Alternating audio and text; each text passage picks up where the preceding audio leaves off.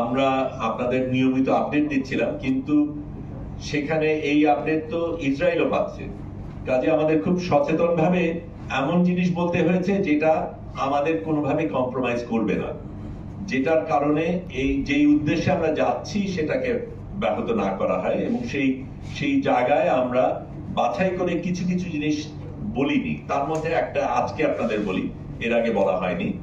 সেটা হচ্ছে আমরা যখন 6 তারিখে পৌঁছানোর সিদ্ধান্ত নিয়ে দেরি করলাম আমাদের অন্যান্য প্রতিলার কারণে, তখন দেখা গেল আমরা 7ই অক্টোবরে পৌঁছবো, এবং ইসরায়েল বলেই যাচ্ছে যে আমরা হামাস সমর্থনকারী। 7 তারিখে যদি আমরা পৌঁছাই তাহলে এটা বলার সুযোগ তারা অনেক বেশি পাবে, কারণ তারা ওইটাকে জাস্টিফিকেশন হিসেবে দেখাতে পারবে। কাজে আমরা ট্যাকটিক্যালি সিদ্ধান্ত নেই যে 7 তারিখে আমরা পৌঁছবো না, 8 তারিখে পৌঁছানোর চেষ্টা করব। ওয়ালটন এখন দেশের সীমানা পেরিয়ে পৌঁছে গিয়েছে 50টিরও বেশি দেশে। ওয়ালটন, ঘরে ঘরে বিশ্বজুড়ে।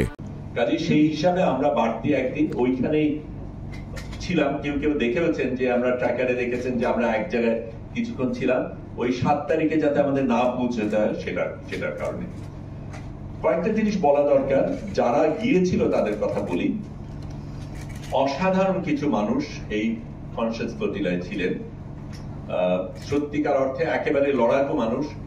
হুয়াইদা আরাফ, যার সাথে আমি প্রথম যোগাযোগ করি, আমি পরে আপনাদের প্রশ্নের অন্য উত্তরগুলিও দেবো, কিন্তু আমি শুধু জানানোর জন্য বলছি।